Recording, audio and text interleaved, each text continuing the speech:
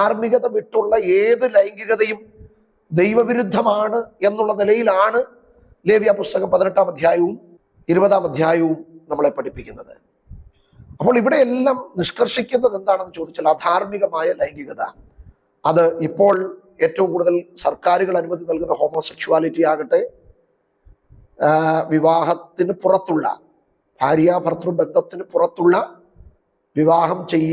വിവാഹം കഴിച്ച സ്ത്രീയുമായിട്ട് മറ്റൊരു വിവാഹം കഴിച്ച സ്ത്രീയുമായിട്ടുള്ള ബന്ധത്തിലാകട്ടെ, മറ്റൊരു പുരുഷൻ വിവാഹം കഴിച്ച പുരുഷൻ മറ്റൊരു സ്ത്രീയുമായിട്ടുള്ള ബന്ധത്തിലാകട്ടെ, ഏത് അധാർമികമായ ലൈംഗികതയും ദൈവവചനം എതിർക്കുന്നു, ദൈവം എതിർക്കുന്നു എന്നുള്ളത് ബൈബിൾ പഠിക്കുമ്പോൾ നമുക്കത് മനസ്സിലാകും. അതുകൊണ്ടാണ് സോദോമിലെ ആളുകളുടെ പ്രവൃത്തികൾ പോലെയുള്ള ലൈംഗികത, അതാണ് ഞാൻ മുമ്പേ പറയുന്നത്, ഹോമോസെക്ഷുവാലിറ്റി, ബൈസെക്ഷൽ, ലെസ്ബിയൻ. അപ്പോൾ ഇതൊക്കെ ബൈബിൾ അധിഷ്ഠിതമാണ് എന്ന് വാദിക്കുന്നവരുണ്ടാകാം. പക്ഷേ ബൈബിൾ പഠിക്കുന്ന ഒരാളിനെ സംബന്ധിച്ചിടത്തോളം അത് ദൈവികമല്ല, അത് ബൈബിൾ അധിഷ്ഠിതമല്ല, അത് ദൈവം പരികൽപ്പന ചെയ്യപ്പെട്ടിട്ടുള്ള ഒന്നല്ല എന്നാണ് ഞാൻ ഈ സമയത്ത് പറയുവാനായിട്ട് ആഗ്രഹിക്കുന്നത്. ഞങ്ങളെ ഈ ദൃശ്യമാധ്യമത്തിലൂടെ ശ്രദ്ധിക്കുന്ന എല്ലാ മാന്യ പ്രിയപ്പെട്ടവർക്കും കർത്താവായ യേശു ക്രിസ്തുവിൻ്റെ നാമത്തിൽ ഞങ്ങളുടെ വന്ദനമറിയിക്കുന്നു. ഇന്ന് ചർച്ച ചെയ്യുവാൻ ആഗ്രഹിക്കുന്ന വിഷയം ബൈബിളിലെ ലൈംഗികത എന്ന വിഷയത്തെ ആസ്പദമാക്കിയാണ്. ഇതൊരു വിവാദപരമായ സബ്ജക്റ്റാണ് എന്നെനിക്ക് നന്നായിട്ട് അറിയാം. എന്നാൽ ഇതിൻ്റെ ഒരു സുതാര്യത, ഇതിൻ്റെ സത്യസന്ധത, ഇതിൻ്റെ യാഥാർത്ഥ്യം, അത് ബൈബിൾ വീക്ഷണത്തിൽ ചർച്ച ചെയ്യുക എന്നതാണ് ഞാൻ ആഗ്രഹിക്കുന്നത്. നിയമപരമായതും നിയമപരമല്ലാത്തതുമായ ലൈംഗികതയ്ക്ക് എവിടെയാണ് അതിർവരമ്പ് നിശ്ചയിക്കുക എന്ന് പറയുന്നത് വളരെ പ്രയാസമുള്ള കാര്യമാണ്. എന്നാൽ ഈ സബ്ജക്റ്റിനോടുള്ള ബന്ധത്തിൽ വളരെ ആവേശത്തോടെ താല്പര്യം കാണിക്കുകയും വളരെ ആവേശത്തോടെ അതിനെ നിരാകരിക്കുകയും ചെയ്യുന്ന ഒട്ടനവധി പേര് നമ്മുടെ സമൂഹത്തിലുണ്ട്. ലൈംഗികതയെക്കുറിച്ച് നമ്മൾ പറയുമ്പോൾ, ചിന്തിക്കുമ്പോൾ എല്ലാ മനുഷ്യരിലും അന്തർലീനമായി നിൽക്കുന്ന ഒന്നാണ് ലൈംഗികത എന്ന് പറയുന്നത്. മനുഷ്യൻ്റെ ലൈംഗികത എന്ന് പറയുന്നത് അവൻ്റെ ദാമ്പത്തിക ആവശ്യത്തിന് വേണ്ടി പരികൽപ്പനം ചെയ്യപ്പെട്ട ഒരു യാഥാർത്ഥ്യമാണ്. അതിൻ്റെ ഉത്ഭവത്തെ സംബന്ധിച്ച് പറയാൻ ശ്രമിക്കുമ്പോൾ നമ്മൾ എത്തിച്ചേരുന്നത് ഉൽപ്പത്തി പുസ്തകത്തിലെ പ്രാരംഭ അധ്യായങ്ങളിലാണ്. അതിൻ്റെ ചരിത്ര നിർമ്മിതി തന്നെ ആദമിനെയും ഹൗവയെയും സൃഷ്ടിക്കുന്നതുമായി ബന്ധപ്പെട്ടിട്ടാണ്. ആദമിനെയും ഹൗവയെയും സൃഷ്ടിക്കുന്നതിന് മുൻപ് ആദമിനെ മാത്രം സൃഷ്ടിക്കുന്ന ആ വേളയിൽ ആദാമിൻ്റെ ഏകാന്തത എന്താണെന്ന് സർവശക്തനായ ദൈവം ഗ്രഹിച്ചു എന്ന് വേണം നമ്മൾക്ക് ആ വേദഭാഗം വായിക്കുമ്പോൾ മനസ്സിലാക്കാൻ കഴിയുക. അവൻ്റെ ഏകാന്തത മനസ്സിലാക്കി അവൻ്റെ വാരിയലിൽ നിന്ന് ഒരു സ്ത്രീയെ നിർമ്മിച്ച് നൽകുന്ന ആ രംഗം നമുക്ക് ഉൽപ്പത്തി പുസ്തകത്തിൽ നമുക്ക് ദർശിക്കുവാനായി കഴിയുന്നുണ്ട്. അതിനുശേഷം ഉറക്കമുണർന്ന ആദം പറയുന്ന വാക്ക് എൻ്റെ അസ്ഥിയിൽ നിന്ന് അസ്ഥിയും മാംസത്തിൽ നിന്ന് മാംസവുമാണ് എന്ന പ്രയോഗത്തിലൂടെയാണ്. എന്നാൽ അവരുടെ ഇഷ്ടാനിഷ്ടങ്ങളെ സംബന്ധിച്ചുള്ള ഒരു പ്രയോഗത്തിലൂടെയാണ് 2-ാം അധ്യായം അവസാനിപ്പിക്കുന്നത്. നിന്റെ ആഗ്രഹം നിന്റെ ഭർത്താവിനോടായിരിക്കും എന്ന് പറയുന്നതിൽ നിന്ന് കർത്താവ് ഉദ്ദേശിച്ച ലൈംഗികതയുടെ എല്ലാ അർത്ഥങ്ങളും അതിൻ്റെ ആഴങ്ങളും അതിൽ അന്തർലീനമാണ് എന്നുള്ള കാര്യം നമുക്കെല്ലാവർക്കും അറിയാവുന്ന യാഥാർത്ഥ്യമാണ്. നമ്മൾ എന്തുകൊണ്ടാണ് ബൈബിളിലെ ലൈംഗികത ഇത്രയും പ്രാധാന്യത്തോടെ വീക്ഷിക്കുന്നത് എന്ന ചോദ്യത്തിന് നമ്മളെല്ലാവരും ക്രൈസ്തവരായതുകൊണ്ട് ബൈബിളാണ് നമ്മുടെ ജീവിതത്തിൻ്റെ ആധാരശില, ബൈബിളാണ് നമ്മുടെ ഉപദേശത്തിൻ്റെ പ്രധാനപ്പെട്ട ഘടകം. എന്നാൽ ബൈബിൾ അധിഷ്ഠിതമായ, ബൈബിൾ കേന്ദ്രീകൃതമായ ലൈംഗികതയ്ക്ക് എത്രമാത്രം പ്രാധാന്യമുണ്ട്. ആ പ്രാധാന്യത്തെ ക്രൈസ്തവ ധാർമ്മികത പുലർത്തുന്ന എല്ലാവരും ഏത് നിലയിൽ ഉൾക്കൊള്ളണം എന്നതൊക്കെ ബൈബിളിലെ ചില പാഠങ്ങൾ തന്നെയാണ്. ഇവിടെയാണ് ബൈബിളിൻ്റെ വ്യാഖ്യാനം സ്വകാര്യമാണോ എന്നുള്ള ചിന്ത വരിക. ബൈബിൾ വ്യാഖ്യാനം ഒരിക്കലും ഒരു സ്വകാര്യമല്ല. നമ്മൾ ഇഷ്ടപ്പെടുന്ന വ്യാഖ്യാന രീതികളെ നമുക്ക് ആശ്രയിക്കാനുള്ള സ്വാതന്ത്ര്യം നമുക്കുണ്ടെങ്കിലും ലൈംഗികതയോടുള്ള ബന്ധത്തിലെ ബൈബിൾ ആഖ്യാനം അത് വളരെ നിർബന്ധവും കാർക്കശ്യവുമായ ചില നിലപാടുകൾ ദൈവം നമ്മളെ പഠിപ്പിക്കുന്നു എന്നുള്ളത് സത്യസന്ധമായ ഒരു കാര്യമാണ്. യേശു ജീവിച്ചിരുന്ന കാലഘട്ടത്തിലെ യേശുവിൻ്റെ ഭാഷാപ്രയോഗങ്ങളിലോ സംവേദനങ്ങളിലോ ഹോമോസെക്ഷുവാലിറ്റിയെക്കുറിച്ച് ഒരിക്കലും ക്രിസ്തു പ്രതിപാദിച്ചിട്ടില്ല. പക്ഷേ പൗലോസിൻ്റെ കാലഘട്ടത്തിൽ പൗലോസ് അത് വളരെ വിശദമായി വിശദീകരിച്ച് പറയുന്നു കൂടിയുണ്ട്. അതിന് ഗ്രീക്കോ റോമൻ കാലഘട്ടത്തിൽ പെഡറേസ്റ്ററി എന്ന് പറയുന്ന ഒരു പദം തന്നെ പൗലോസ് ഉപയോഗിക്കുന്നു എന്നാണ് പറയുക. അത് റോമൻ ഗ്രീക്ക് കാലഘട്ടങ്ങളിലെ ഒരു പൊതു സ്വഭാവമായി മാറിയിരുന്നത് പോലെ പൗലോസിൻ്റെ രചനയിൽ നിന്ന് നമുക്ക് തോന്നിപ്പോകാറുണ്ട്. എന്നാൽ യേശുവിൻ്റെ കാലത്ത് അത് അഡ്രസ്സ് ചെയ്യാഞ്ഞതുകൊണ്ട് അതിന് ഗൗരവമില്ല എന്ന ഒരർത്ഥം അവിടെ ധ്വനിക്കുന്നില്ല. പക്ഷേ യേശു പറയുന്ന ഒരു വാക്ക് വളരെ പ്രാധാന്യമർഹിക്കുന്ന കാര്യമാണ്. ഞാൻ ന്യായപ്രമാണത്തെയോ നിയമങ്ങളെയോ നീക്കുവാനല്ല, അത് നിവർത്തിക്കുവാനാണ് വന്നത് എന്ന ഭാഷാപ്രയോഗത്തിലൂടെ ക്രിസ്തു അർത്ഥമാക്കുന്നത് ദൈവം നൽകിയ 10 കൽപ്പനകളിൽ 7ാമത്തെ കൽപ്പന വ്യഭിചാരം ചെയ്യരുത് എന്നുള്ള കൽപ്പനയാണ്. അതായത് വിവാഹ ജീവിതത്തിന് പുറത്തോ വിവാഹത്തിന് മുൻപോ ലൈംഗികതയെ ദൈവം ശക്തമായ ഭാഷയിൽ നിരാകരിക്കുന്നു എന്ന് തന്നെയാണ് ആ പദത്തിൻ്റെ അർത്ഥം. പൗലോസ് പിന്നീട് റോമാലേഖനത്തിലൊക്കെ 1-ാം അധ്യായം 24 മുതലുള്ള വാക്യങ്ങളിൽ അവിടെ ഹോമോസെക്ഷുവാലിറ്റി അത് എത്രത്തോളം പാപമാണ് എന്നുള്ള നിലയിലും പൗലോസും വിശദീകരിച്ച് പറയുന്നുണ്ട്. അപ്പോൾ ന്യായപ്രമാണത്തെ നീക്കുവാനല്ല നിവർത്തിക്കുവാനാണ് യേശു വന്നത് എന്ന് പറയുമ്പോൾ യേശു പ്രഖ്യാപിക്കുന്ന അല്ലെങ്കിൽ ദൈവം ആദമിനോടും ഹവയോടും പ്രഖ്യാപിച്ച ലൈംഗികതയുടെ സ്വഭാവം, ലൈംഗികതയുടെ അർത്ഥം എന്താണെന്ന് ശരിയായ നിലയിൽ നമ്മൾ ഗ്രഹിക്കേണ്ടതുണ്ട് എന്നാണ് കർത്താവ് നമ്മളോട് പറയുന്നത്. അപ്പോൾ നമുക്കിഷ്ടപ്പെടുന്ന രീതിയിൽ ബൈബിൾ വ്യാഖ്യാനിച്ച് നമുക്ക് നമ്മുടെ ഇഷ്ടത്തിനനുസരിച്ച് ജീവിക്കുക എന്നുള്ളതല്ല. അതിലപ്പുറത്ത് ദൈവം പരികൽപ്പനം ചെയ്യപ്പെട്ടിട്ടുള്ള ആ നിയമത്തിനകത്തെ വിവാഹം എന്ന് പറയുന്ന ആ ഉടമ്പടിക്കകത്തുണ്ടാകുന്ന ലൈംഗികതയ്ക്ക് മാത്രമാണ് ബൈബിൾ ഏറ്റവും കൂടുതൽ പ്രാധാന്യം കൽപ്പിക്കുന്നത് എന്ന ഒരു സത്യമാണ് നമ്മൾ മനസ്സിലാക്കേണ്ടത്. യേശു ന്യായപ്രമാണങ്ങളെ നീക്കുവാനല്ല, ന്യായപ്രമാണങ്ങളെ നിവർത്തിക്കുവാനാണ് യേശു വന്നത് എന്ന് പറയുമ്പോൾ പഴയ നിയമത്തിൽ വിശദീകരിക്കുന്ന വിശദാംശങ്ങൾ അത് പുതിയ നിയമത്തിലും തുടരുന്നു എന്നുള്ള അർത്ഥത്തിലാണ് ക്രിസ്തു അത് പറയുന്നത്. അപ്പോൾ വിവാഹത്തിലെ ലൈംഗികത, അതിൻ്റെ ഇമ്പോർട്ടൻസ് എത്രത്തോളം ഉണ്ട് എന്ന് നമ്മൾ മനസ്സിലാക്കേണ്ടതുണ്ട്. നമുക്കറിയാം, ശലോമോന്റെ ഉത്തമഗീതത്തിൽ പേരില്ലാത്ത പുരുഷനും പേരില്ലാത്ത സ്ത്രീയും തമ്മിലുള്ള പ്രണയത്തെക്കുറിച്ചുള്ള വിവരണം നമുക്കവിടെ കാണുവാനായിട്ട് കഴിയുന്നുണ്ട്. അതിലെ അവർ പരസ്പരമുള്ള ബന്ധങ്ങൾ ആസ്വദിക്കുകയും നാണക്കേട് തോന്നാത്ത തലത്തിൽ ലൈംഗികതയുടെ ചേഷ്ടകളും വൈകാരിക പ്രകടനങ്ങളെക്കുറിച്ചുമുള്ള വിവരണം ശലോമോൻ തന്നെ വിവരിക്കുന്നുണ്ട്. ഇവിടെയെല്ലാം നമ്മൾ മനസ്സിലാക്കേണ്ടത് വിവാഹ ജീവിതത്തിനപ്പുറത്തേക്ക് ഒരു ലൈംഗിക ബന്ധത്തെ ദൈവമോ ദൈവത്തിൻ്റെ വചനമോ പ്രോത്സാഹിപ്പിക്കുന്നില്ല എന്ന കാര്യം നമ്മൾ മറന്നു പോകരുത്.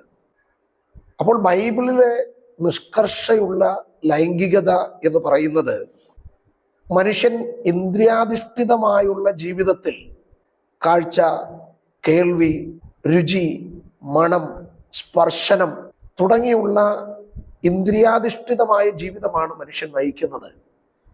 പക്ഷേ കണ്ണിനാൽ ഉള്ള നയനാസ്വാദനവും മൂക്കിനാലുള്ള ഘ്രാണാസ്വാദനവും ത്വക്കിനാലുള്ള സ്പർശനാസ്വാദനവും നമ്മളെ പഠിപ്പിക്കുന്ന ഒരു കാര്യമുണ്ട്. ഇതിനൊന്നും കടിഞ്ഞാണുകളില്ല.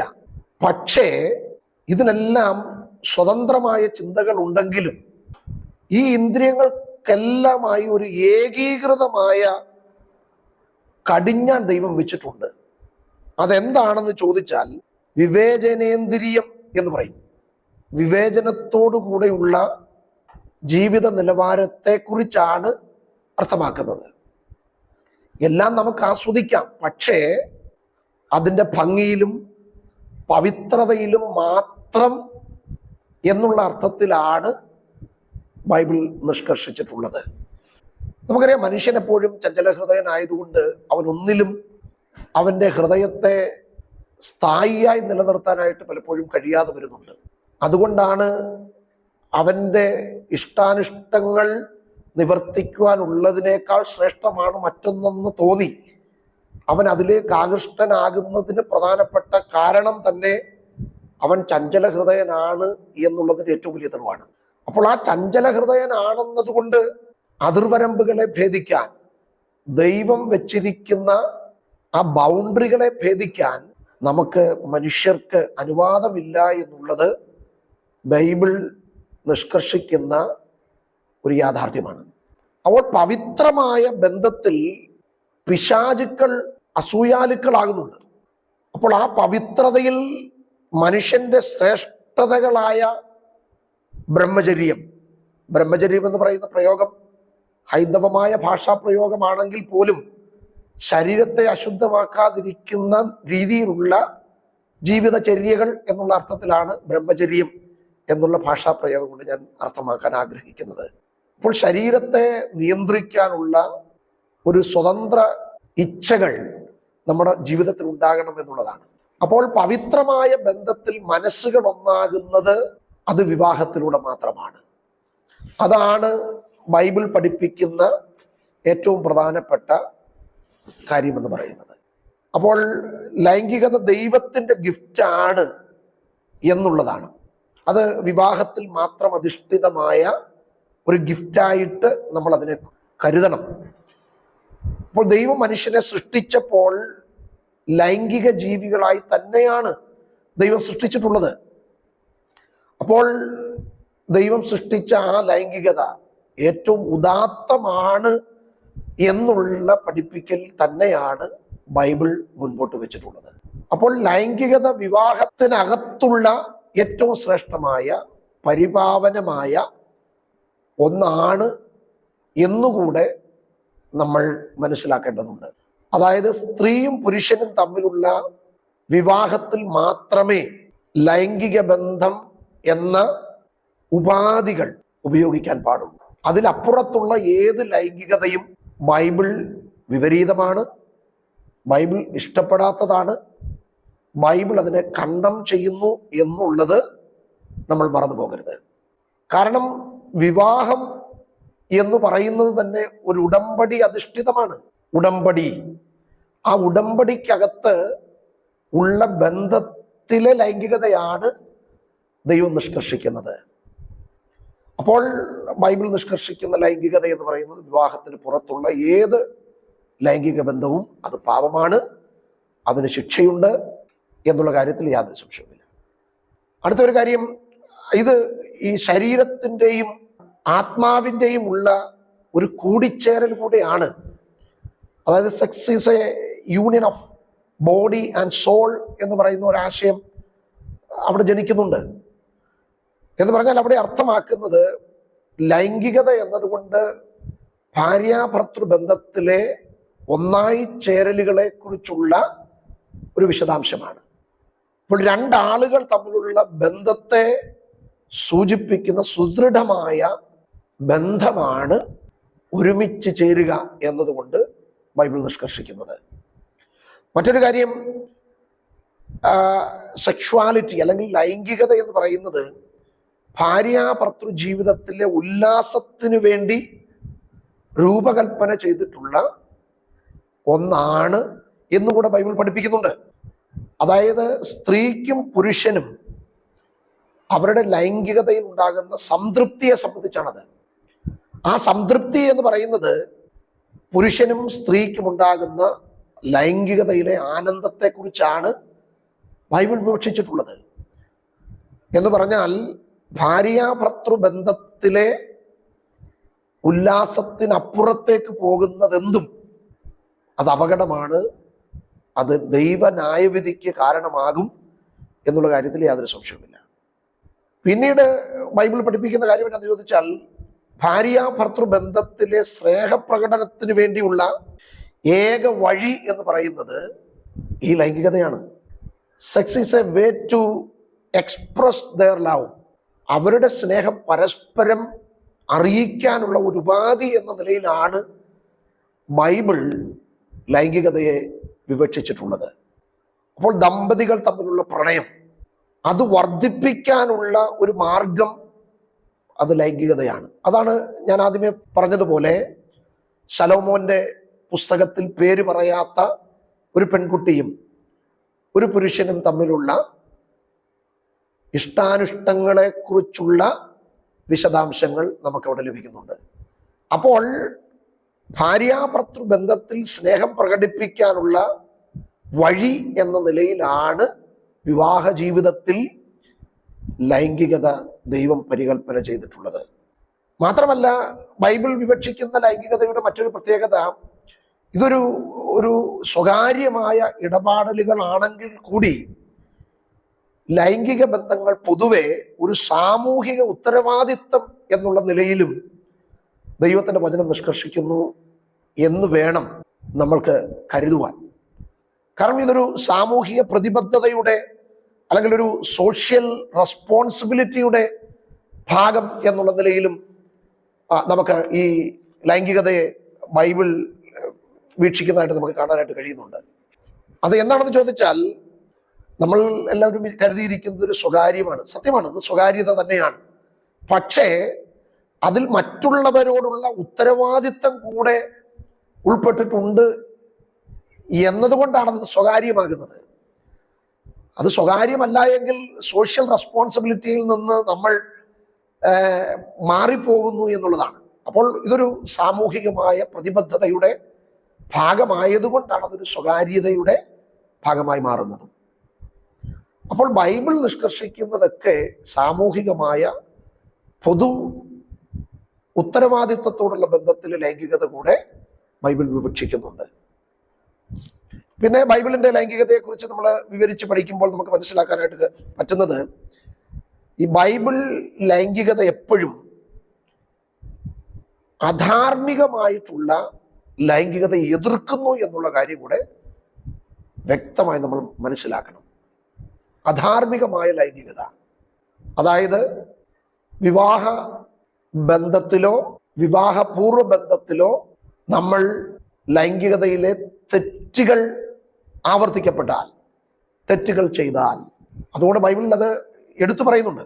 നമുക്കറിയാം, ലേവ്യ പുസ്തകം 18ഉം 20ഉം അധ്യായം വായിക്കുമ്പോൾ അവരുടെ ലൈംഗിക നിയമങ്ങൾ തന്നെ അവിടെ ബൈബിളിൽ നമുക്ക് കാണാനായിട്ട് കഴിയുന്നുണ്ട്. അവിടെയൊക്കെ വിശദീകരിക്കുന്ന വിശദാംശങ്ങൾ ധാർമ്മികത വിട്ടുള്ള ഏത് ലൈംഗികതയും ദൈവവിരുദ്ധമാണ് എന്നുള്ള നിലയിലാണ് ലേവ്യ പുസ്തകം 18ആം അധ്യായവും 20ആം അധ്യായവും നമ്മളെ പഠിപ്പിക്കുന്നത്. അപ്പോൾ ഇവിടെ എല്ലാം നിഷ്കർഷിക്കുന്നത് എന്താണെന്ന് ചോദിച്ചാൽ, അധാർമികമായ ലൈംഗികത. അത് ഇപ്പോൾ ഏറ്റവും കൂടുതൽ സർക്കാരുകൾ അനുമതി നൽകുന്ന ഹോമോസെക്ഷുവാലിറ്റി ആകട്ടെ, വിവാഹത്തിന് പുറത്തുള്ള ഭാര്യാഭർത്തൃ ബന്ധത്തിന് പുറത്തുള്ള വിവാഹം കഴിച്ച സ്ത്രീയുമായിട്ട് മറ്റൊരു വിവാഹം കഴിച്ച സ്ത്രീയുമായിട്ടുള്ള ബന്ധത്തിലാകട്ടെ, മറ്റൊരു പുരുഷൻ വിവാഹം കഴിച്ച പുരുഷൻ മറ്റൊരു സ്ത്രീയുമായിട്ടുള്ള ബന്ധത്തിലാകട്ടെ, ഏത് അധാർമികമായ ലൈംഗികതയും ദൈവവചനം എതിർക്കുന്നു, ദൈവം എതിർക്കുന്നു എന്നുള്ളത് ബൈബിൾ പഠിക്കുമ്പോൾ നമുക്കത് മനസ്സിലാകും. അതുകൊണ്ടാണ് സോദോമിലെ ആളുകളുടെ പ്രവൃത്തികൾ പോലെയുള്ള ലൈംഗികത, അതാണ് ഞാൻ മുമ്പേ പറയുന്നത്, ഹോമോസെക്ഷുവാലിറ്റി, ബൈസെക്ഷൽ, ലെസ്ബിയൻ. അപ്പോൾ ഇതൊക്കെ ബൈബിൾ അധിഷ്ഠിതമാണ് എന്ന് വാദിക്കുന്നവരുണ്ടാകാം. പക്ഷേ ബൈബിൾ പഠിക്കുന്ന ഒരാളിനെ സംബന്ധിച്ചിടത്തോളം അത് ദൈവികമല്ല, അത് ബൈബിൾ അധിഷ്ഠിതമല്ല, അത് ദൈവം പരികൽപ്പന ചെയ്യപ്പെട്ടിട്ടുള്ള ഒന്നല്ല എന്നാണ് ഞാൻ ഈ സമയത്ത് പറയുവാനായിട്ട് ആഗ്രഹിക്കുന്നത്. അപ്പോൾ നാം ഈ അധാർമികമായ പ്രവൃത്തികൾ കൊണ്ട് നമ്മുടെ മൂല്യങ്ങൾ നഷ്ടമാകുകയും കുടുംബങ്ങൾ തകർന്നു പോവുകയും ചെയ്യുന്നു. അതുകൊണ്ട് ജീവിതത്തിൻ്റെ മാധുര്യവും ലൈംഗികതയുടെ ആകർഷണവും നമ്മുടെ ജീവിതത്തിൽ നഷ്ടമാവുന്നു എന്ന് വേണം നമ്മൾക്ക് മനസ്സിലാക്കാൻ. അപ്പൊ അതുകൊണ്ട് ആ ധാർമ്മിക മൂല്യങ്ങൾ നഷ്ടപ്പെട്ടു പോകാതെ, കുടുംബ ബന്ധങ്ങൾ ശിഥിലമായി പോകാതെ, ബൈബിൾ ലൈംഗികത ഏറ്റവും പരിപാവനതയോടുകൂടെ ഒരു സെൻസിറ്റിവിറ്റി ആയിട്ട് തന്നെ കൈകാര്യം ചെയ്യേണ്ട ഒരു വിഷയം തന്നെയാണ് ബൈബിളിലെ ലൈംഗികത. അതുകൊണ്ട് സ്ത്രീയുടെയും പുരുഷന്റെയും ലൈംഗികത അത് ബൈബിൾ അധിഷ്ഠിതമാകണം. ബൈബിൾ അധിഷ്ഠിതമല്ലാത്ത ഏത് ലൈംഗിക ബന്ധങ്ങളും, ഞാൻ കുറേ കാര്യങ്ങൾ പറഞ്ഞു, അതിന് പുറത്തുള്ള ഏത് ബന്ധങ്ങളും അധാർമികമാണ്. അധാർമികമായുള്ള ലൈംഗികതയ്ക്ക് ഒരു ശിക്ഷയുണ്ട് എന്നുള്ളത് മറന്നു പോകരുത് എന്ന് പറഞ്ഞ് ഞാൻ ഈ വിഷയത്തെ ഞാൻ കൺക്ലൂഡ് ചെയ്യുവാനായിട്ട് കർത്താവിനെ ശരണപ്പെടുന്നു.